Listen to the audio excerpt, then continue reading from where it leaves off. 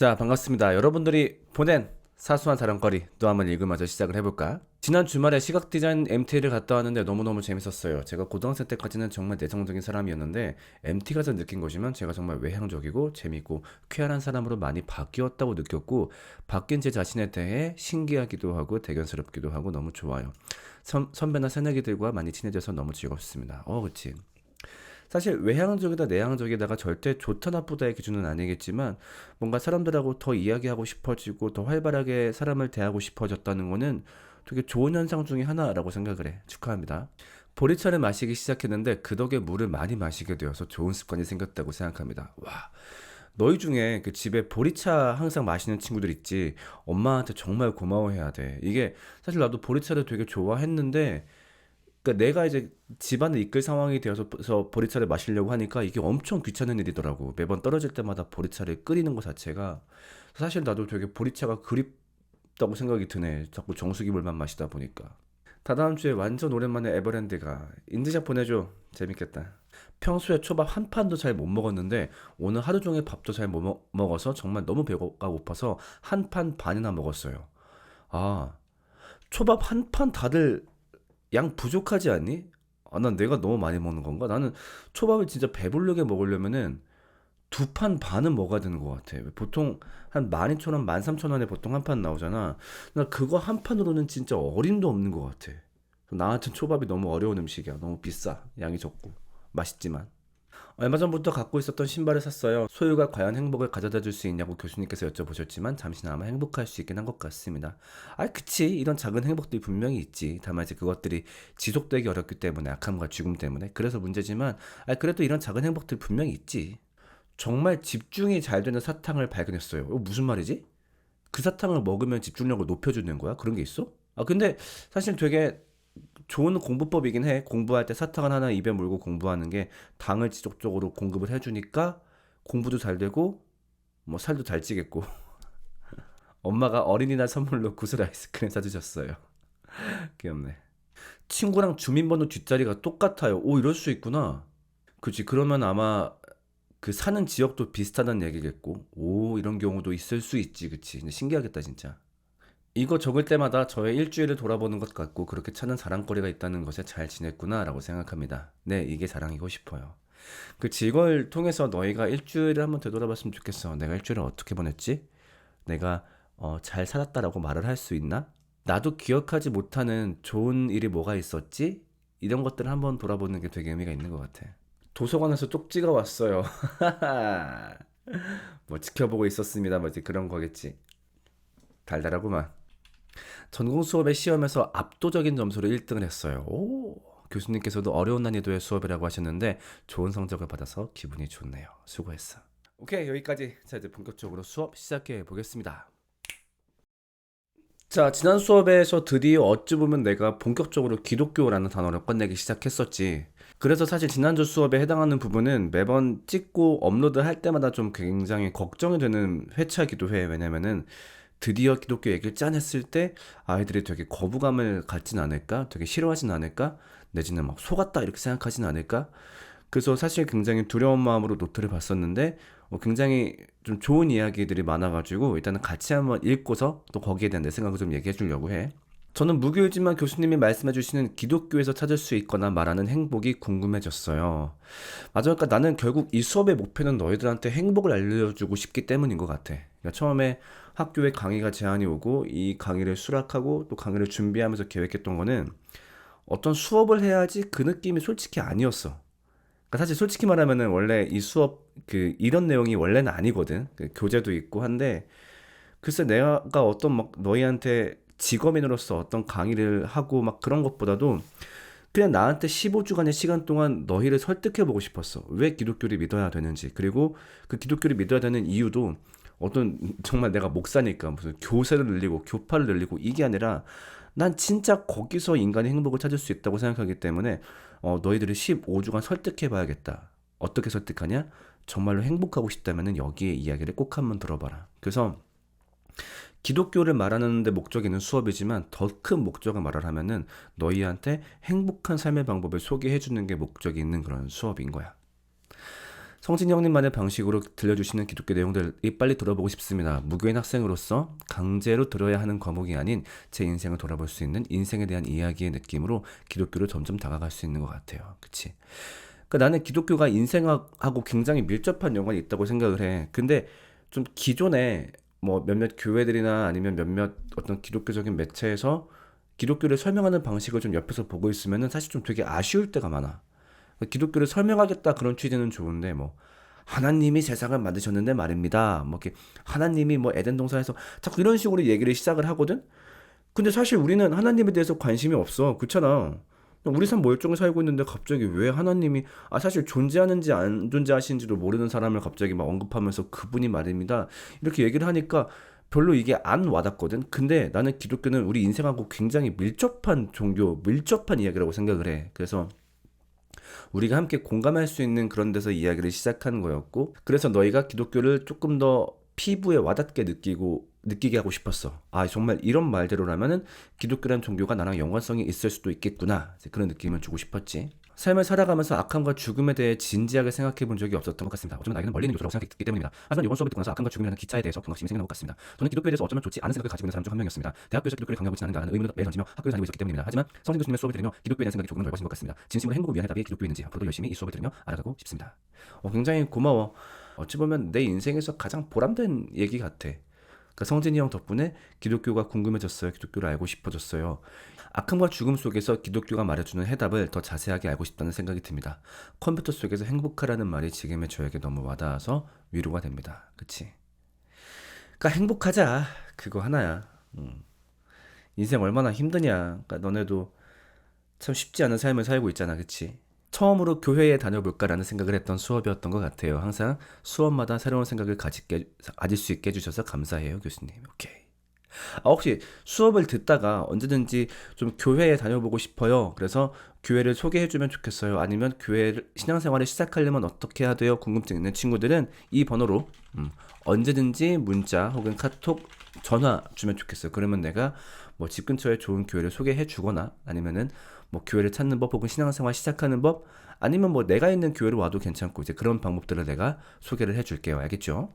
자, 오늘은 어떤 얘기를 할 거냐면은 사실 오늘은 PPT가 아니라 이렇게 메모장을 켰잖아. 왜냐면 오늘 이야기는 조금 심도가 있는 얘기여서 그래. 어떤 얘기를 할 거냐면은 오늘은 기독교에 대한 장벽을 제거하는 시간이야.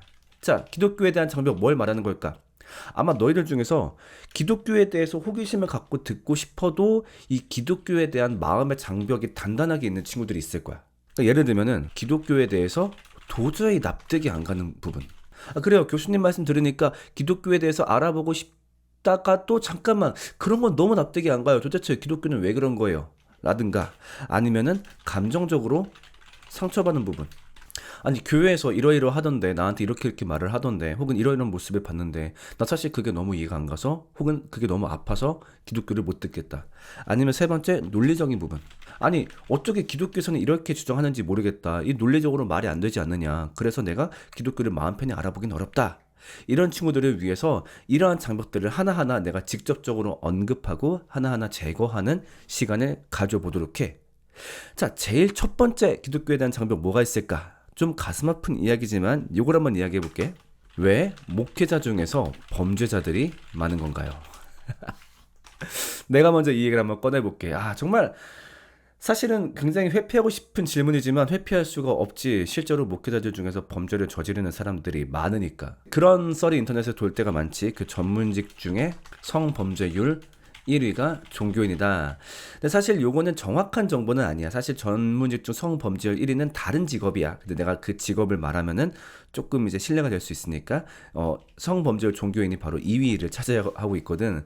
그래서 잘났느냐? 아니지. 사실 2위도 너무너무 쪽팔린 거지. 그리고 종교인이라 통쳐지긴 했지만 그 중에서 목사가 상당수를 차지하는 것도 사실이고. 자, 그러면은 도대체 왜 이런 것일까? 여기에 대해서 한번 꺼내놓고 이야기를 해볼게. 첫 번째로 약간은 좀 억울한 부분이 있어. 뭐냐면은 자, 일단 우리나라에서 가장 흔한 종교 세 개를 좀 말을 해보자면은 기독교, 천주교, 불교 이렇게 되겠지. 물론 정확한 명칭은 기독교가 아니라 개신교긴 해. 근데 요거는 좀 설명하자면 길어지다 보니까 그냥 상식으로 좀 알고 있으면 좋아. 정확한 명칭은 개신교다. 아무튼 그래서 각 종교마다 성직자가 있지. 기독교는 목사, 천주교는 신부, 그 다음에 불교는 승려. 이렇게 세 부류의 종교인이 있는데 이 중에서 목사가 가장 되기 쉬워. 저 왜 그런지 얘기를 해줄게.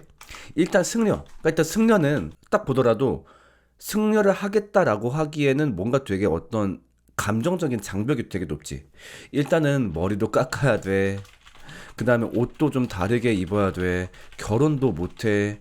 산속에서 살아야 돼. 하다 보니까 승려 같은 경우에는 하라 그래도 좀 하기 싫은 게 사실이야. 그래서 승려가 되겠다라고 마음 먹는 사람이 사실 많지는 않지. 그래서 승려는 좀 되게 어려운 게 있고, 그 다음에 이제 신부랑 목사를 비교해야 되는데, 신부랑 목사의 가장 큰 차이점이 뭐냐면은 중앙 집권 시스템이야. 간단하게 말할게. 중앙 집권 시스템이고 목사는 다 자영업 시스템이야. 무슨 말이냐? 그 신부 자격증, 간단하게 말해서 신부 자격증, 정확하게 말하면 사제서품이라고 하는데, 신부 자격증을 줄 수 있는 기관은 전 세계에서 딱 하나밖에 없어. 그게 어딜까? 교황청. 모든 신부는 교황청에서 이제 세워주는 거고, 그래서 교황청에서 만든 기준으로만 신부가 될 수 있어. 상당히 되는 방법이 엄청나게 빡세. 그래서 천주교 신학교와 천주교 신학대학원을 졸업해야 되고, 또 이때 반드시 공동생활을 해야 되고, 또 이때 뭐 엄청나게 많은 과정들이 거쳐서 신부가 될 수 있어. 그래서 심지어 처음에 신부가 되겠다고 자원한 사람 100명 중에 나중에 신부가 되는 사람이 한 25% 정도밖에 안 된다라고 하더라고. 그래서 신부가 되기가 굉장히 어려워. 자, 그런데 목사 같은 경우는 되기가 굉장히 쉬워. 왜? 아까 신부는 교황청에서밖에 못 준다 했잖아. 근데 목사는 법적으로 아무나 목사 자리를 줘도 상관이 없어. 이거를 법적으로 제재할 수 있는 권한이 없어. 진짜로. 그러니까 간단하게 말해서 신부라는 이 직업은 상표권 등록이 되어 있어, 교황청에. 근데 목사는 상표권 등록이 안 되어 있어. 그러니까 예를 들면은 아무나 법적으로 종교법인을 만들어. 종교법인을 만들 수 있는 방법이 있거든. 뭐 몇 사람 모이고 어쩌고 해서 우리 종교법인 만들었음. 자, 지금부터 우리가 목사증 발급해 줄 거임. 그래서 너 목사, 너 목사, 너 목사. 이렇게 해도 이걸 법적으로 제재할 수 있는 근거가 없어. 그러니까 그게 왜 그러냐면은, 뭐 많은 사람도 알겠지만 천주교에서 기독교가 갈라져 나왔잖아. 그때 갈라져 나온 이유 중 하나가 여기서 말했던 중앙 집권 시스템 때문이었어. 그러니까 왜 성경에 대한 해석이나 어떤 교회의 권위를 일부 사제들이 독점하느냐. 하나님이 모두한테 말씀하셨는데 우리는 중앙 집권을 거부하고 모두가 존중받는 종교를 만들겠다 해서 나왔는데, 그게 장점도 있었지만 이런 문제도 생겨버리는 거야. 정말 아무나 목사를 줘버리니까. 그래서 보통은 목사가 되는 일반적인 과정은 뭐냐면은 신학대학교 4년. 근데 이거는 일반 대학교 나와도 괜찮긴 해. 그 다음에 제일 중요한 신학대학원 3년. 그 과정을 거치고, 그 다음에 이 시기에 전도사고시와 강도사고시를 패스해야 되고, 그 다음에 이제 수련 목회자 기간을 거친 다음에 목사고시를 패스하고, 그 다음에 목사가 되는 것. 이게 가장 최소한의 기준이야. 대부분 어떤 교단들에서 하고 있는. 자, 근데 아까 얘기했듯이 아무나 목사 자리를 줘도 상관이 없다 보니까 막 사짜 신학교들이 막 엄청나게 등장하는 거야. 그래서 실제로 있는 건데, 목사를 6개월 만에 주는 곳도 있고, 내가 봤던 최악의 사례 일주일 코스도 있어. 일주일. 그러니까 거의 등록금을 입금하면은 답장으로 목사증이 날라오는 수준인 거야. 그 정도로. 그러니까 이런 사람들이 막 목사가 돼가지고 난리를 피는 거야. 이러면서 어때? 이상한 사이비 또라이들도 다 들어오는 거야. 예를 들면 내가 사이비야. 나는 뭔가 좀 신적인 능력이 있는 것 같아. 그래서 내가 종교인이 되고 싶어. 그럼 종교인이 되려 그러면은 갑자기 내가 정말 새로운 성직자라고 딱 나 스스로를 칭하면 되게 좀 이상할 거 아니야. 그러니까 사람들이 좀 익숙한 명함을 달고 있어야 사람들이 좀 나한테 꼬일 거 아니야. 자, 그러면은 위에서 딱 봐. 일단 승려. 머리도 깎아야 되고 결혼도 하면 안 되고, 이건 좀 내가 승려라고 하긴 좀 그렇고, 신부는 되려면 엄청 빡세고, 이거 만약에 내가 신부 사칭했다가는 교황청 차원에서 막 공격이 들어오니까 함부로 못 하겠고, 근데 목사? 이건 진짜 아무나 목사 쉽게 주기도 하니까, 이런 데 가면은 뭐 일주일 만에도 주기도 하니까, 그 다음에 목사 되면은 결혼도 해도 되고 도심에서 살아도 상관없고, 오케이, 그럼 내가 목사라고 해야지. 이런 인간들이 진짜 많이 있어. 그리고 동시에 어떤 애들도 많이 있느냐, 범죄자들이 신분 세탁하기 위해서. 예를 들면 어떤 사기꾼이 그 감옥에 잡혀 들어갔어. 근데 그 다음부터 활동이 어려울 거 아니야. 정말 범죄자로 낙인 찍혀버렸으니까. 그러니까 이때 어떻게 하냐면은, 내가 기독교에 귀의했다 그러면서 깜빵 생활 끝나고 나온 다음에 갑자기 목사가 돼버리는 거야. 목사는 되게 쉬우니까. 그럼 자기 이름 뒤에 목사가 붙어있으면 신뢰도가 확 올라갈 거 아니야. 그래서 그걸 기반으로 또 사기칠 수 있으니까. 그러니까 이런 인간들이 넘치는데, 만약에 이런 인간들이 사고를 쳤다고 해봐. 그러면은 만약에 그 사고를 뉴스에서 내보낼 때 뉴스에서 엄청 막 앞뒤 사정을 다 알아보고 내보내진 않을 거 아니야. 예를 들면은 뭐 김모 목사가 사기를 쳤습니다. 근데 사실 김모 목사는 정식적인 목사라고 말하기는 어렵고 약간 사자 과정을 이렇게 말하지는 않을 거라고. 그냥 김모 목사 사기죄, 아니면 뭐 또 목사 사기치다, 이런 식으로 뉴스가 나가게 될 거 아니야. 그러니까 우리는 막 돌아버리는 거지. 아, 저 사람 정식 목사라고 하기 그런데, 아 진짜 이걸 어떻게 설명해야 되나. 약간 좀 억울한 면이 있는 게 좀 사실이다.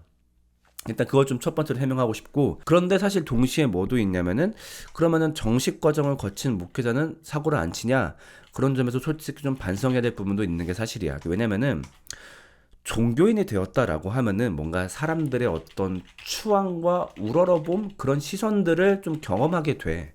왜냐면 우리가 좀 어떤 사람이 되게 일반적이지 않은 특기를 갖고 있으면 되게 멋있게 바라보게 되잖아. 혹은 되게 남들이 잘 모르는 걸 알고 있으면 되게 위대해 보이잖아.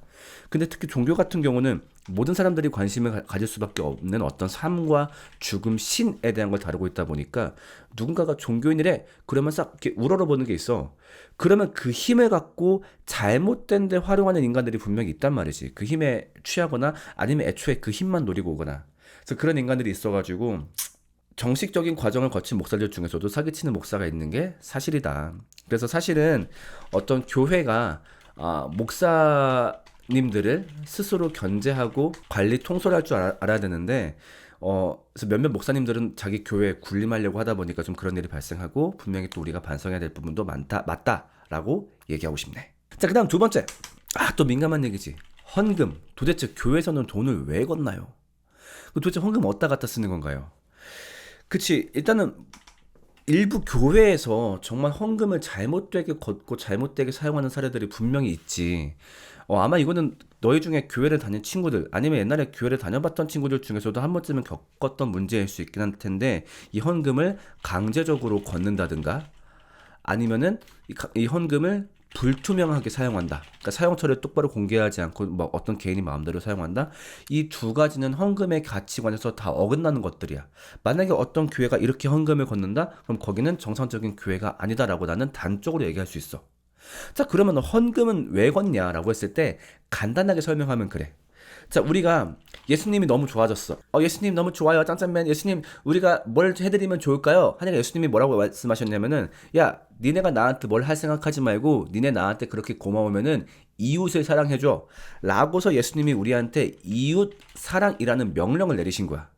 자, 그래서 알겠습니다. 자, 그래서 내가 이웃 사랑 하려고 그래? 그러면 이웃 사랑을 하는 가장 좋은 방법은 뭐야? 그 사람을 가서 위로해주고 뭐 도와주고 할 수 있겠지만, 가장 좋은 방법은 돈을 쓰는 거야.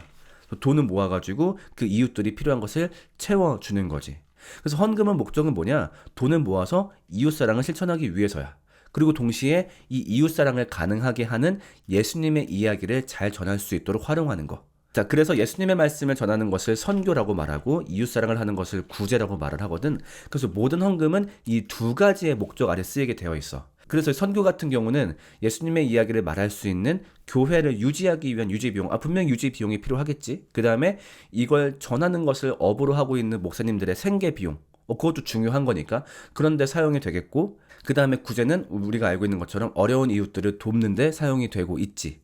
그래서 반드시 교회는 여기에 대해서 헌금 사용 내역을 투명하게 공개해야 돼. 그래서 우리가 여러분들이 거두어준 돈 가지고 이런 목적에 따라서 요러요러하게 활용하고 있다. 그리고 생각보다 많은 교회들이 실제로 그렇게 사용하고 있어. 그래서 아마 너희들이 집 근처 어느 교회를 갔을 때 혹시 작년에 재정기록부를 볼 수 있습니까? 라고 얘기하면은 조금 당황은 하겠지만 안 보여줄 교회는 거의 없어. 대부분 그렇게 사용하고 있지.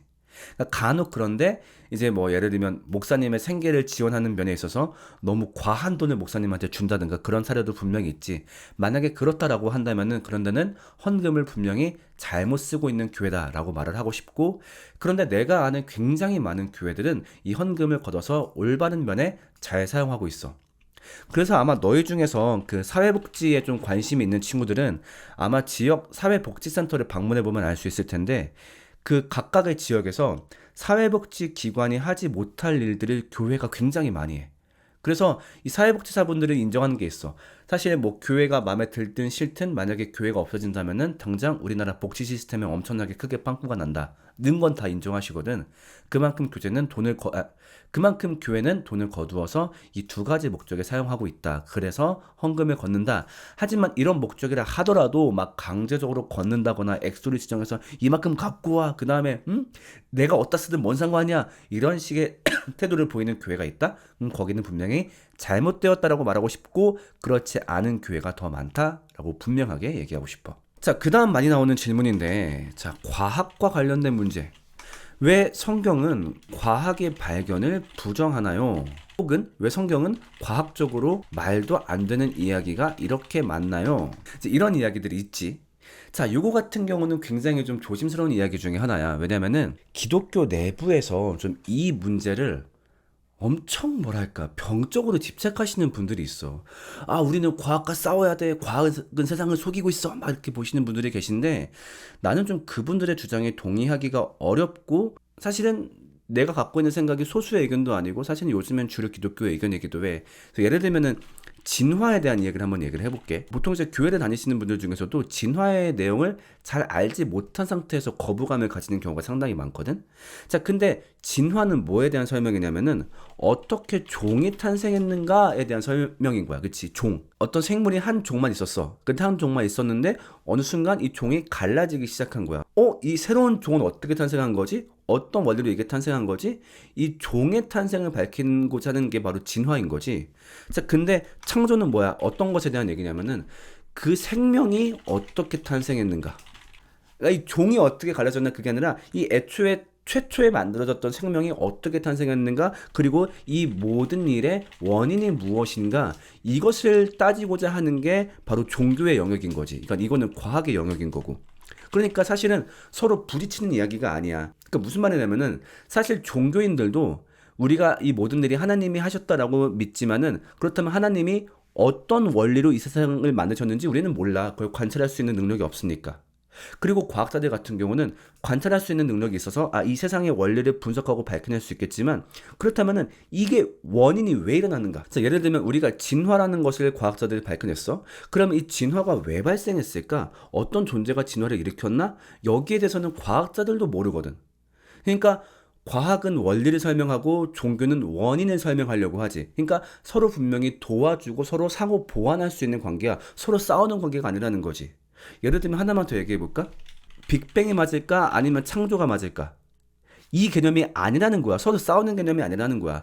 분명히 빅뱅은 과학자들이 밝혀낸 이야기야. 과학자들의 발견을 통해서 세상이 이런 현상과 이런 원리를 통해서 시작되었다라는 거고 창조는 무슨 얘기냐? 그렇다면은 그러니까 이런 방식으로 세상을 시작하게 만든 그 원인이 누구인가? 어떤 존재가 이것을 시작했는가?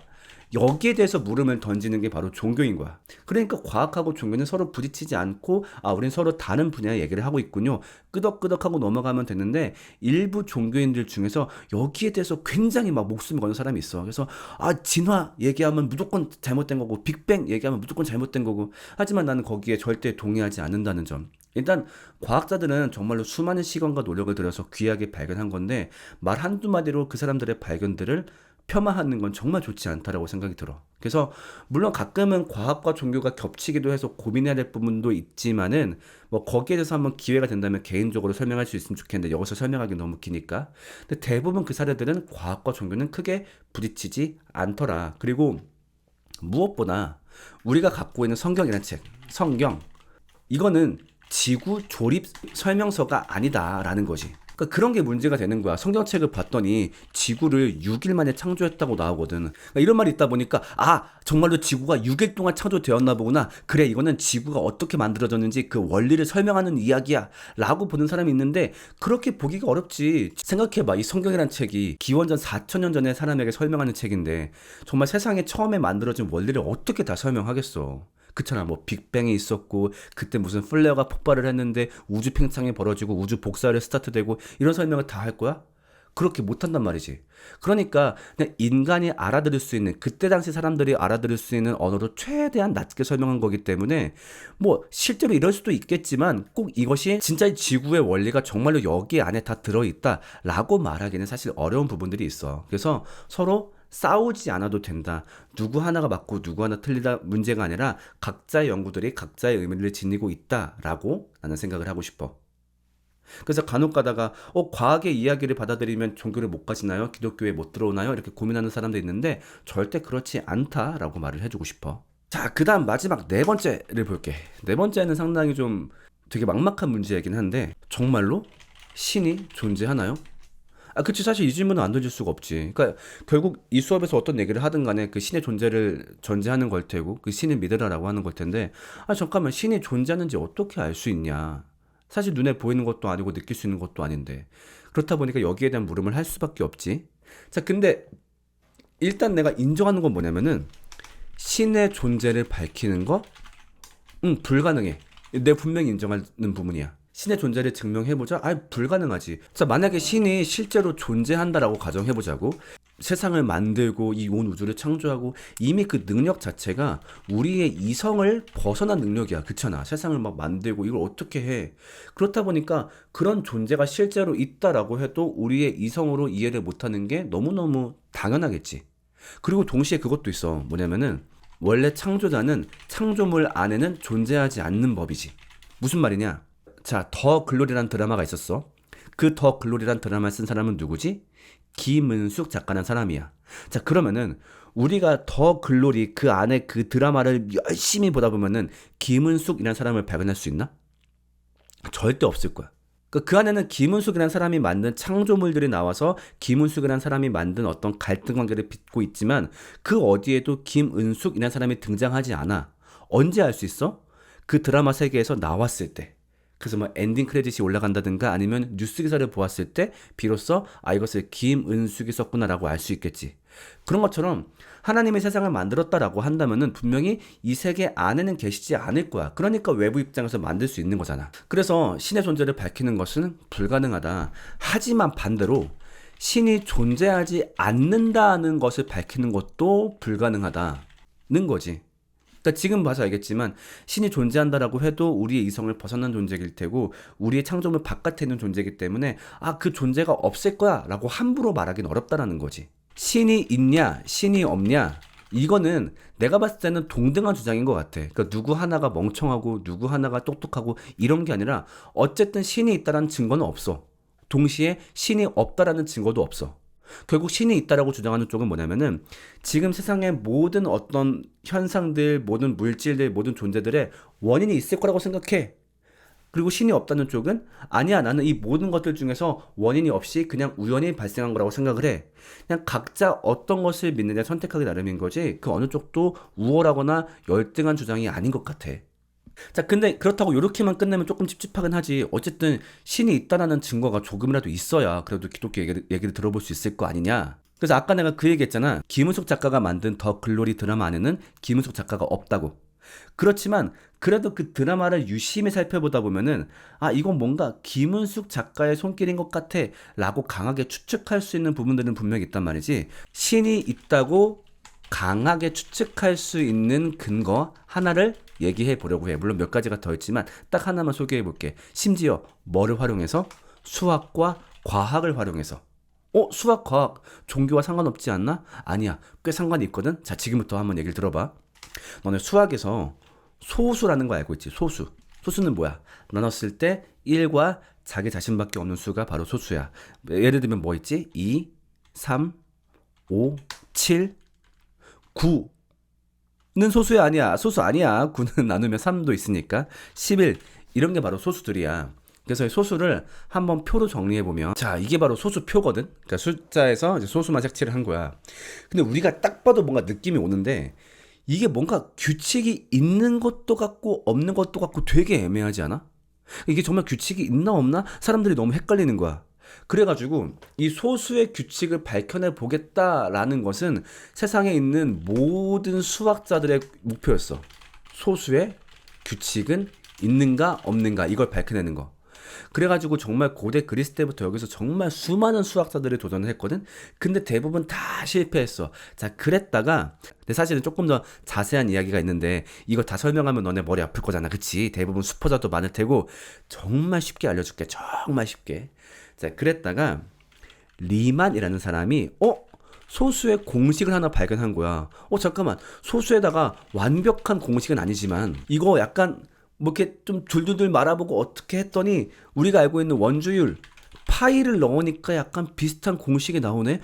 어쩌면 잠깐만 이거 소수의 공식인 건 아닐까? 너무 놀라웠던 거야. 그래서 일단은 여태까지 발견한 소수에 한해서는 이 리만의 공식이 다 먹혀 들어가는 거야. 그래서 과연 정말로 세상에 존재하는 모든 소수의 리만의 공식이 다 먹혀들 것인가? 이게 바로 리만 가설이거든. 자, 근데 여기까지 너무 나갔어. 이건 또 다시 빼고 얘기해 볼게. 아무튼 자, 이 리만이라는 사람이 소수의 공식을 어느 정도는 밝혀낸 거야. 그래서 이거를 공식으로 표현하면 어떻게 생겼냐면은 자, 요렇게 생겼어. 아니, 뭔 말인지 몰라도 돼. 괜찮아. 긴장하지 마. 나도 무슨 말인지 몰라. 그러니까 이건 무슨 말이냐면은 소수에다가 이런 공식을 대입해 봤더니 어느 정도 공식이 맞는 거야. 근데 아까 얘기했던 것처럼 이게 정말로 모든 소수에 맞는지는 몰라. 자, 그래가지고 어떤 수학자가 이 공식을 막 연구를 하고 있었어. 야, 정말 희한한 공식이네. 정말 이게 모든 소수에 다 적용이 될까? 막 이렇게 고민하고 있었는데 어느 날 자기 친구인 양자 물리학을 전공하는 사람하고 같이 밥을 먹게 된 거야. 근데 같이 밥을 먹고 있는데 이 수학자 친구가 표정이 안 좋으니까 물어봤던 거지. 자네 왜 그래? 왜 이렇게 기분이 안 좋아 보여? 내가 요즘 이걸 연구하고 있는데 말이야. 상당히 복잡하고 어렵네. 양자 물리학 하는 사람이 이 공식을 쓱 본 거야. 근데 갑자기 잠깐만. 이거 우리 원래 있는 공식이야. 야, 뭔 소리야? 이번에 나온 지 얼마 안 됐는데. 아니야, 이거 우리 원래 쓰고 있던 공식이야. 이렇게 말을 하는 거지. 무슨 말이야? 자, 이 아저씨의 말이 무슨 말이었을까? 자, 그러려면 일단 양자가 뭔지 알아야 되겠지? 간단해. 세상에 있는 모든 물질을 쪼개고 뭐 내 살이 되었든 여기 마이크가 되었든 다 쪼개고 하다 보면은 이런 원자라는 게 등장하잖아. 이 가운데 있는 게 원자 핵이고 이렇게 바깥으로 돌아다니는 게 이제 중성자들이고. 자, 그런데 여기 가운데 있는 원자에서 뜨문뜨문 에너지를 방출하는 거야. 근데 그 에너지를 방출하는 주기가 굉장히 불규칙해. 붐, 붐, 붐.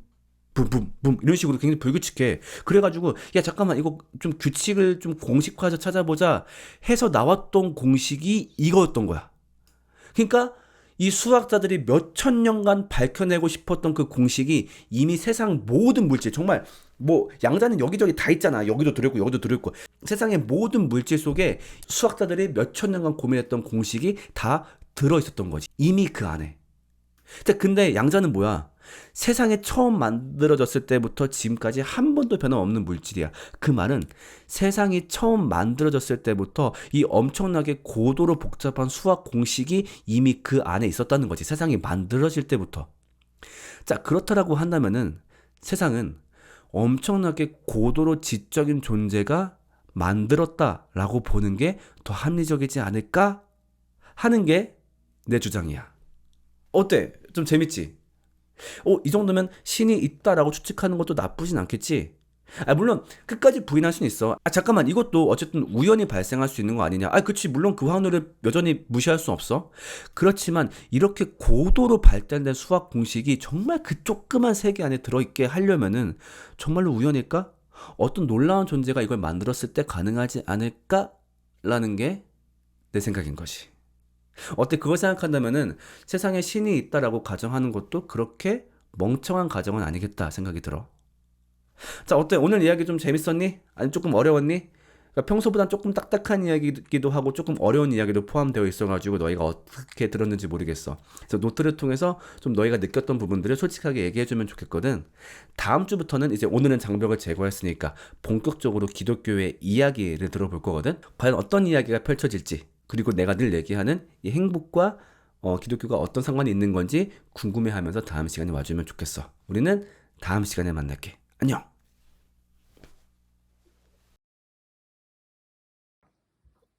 이거 한라봉 같아요. 한라봉이니까 먹어.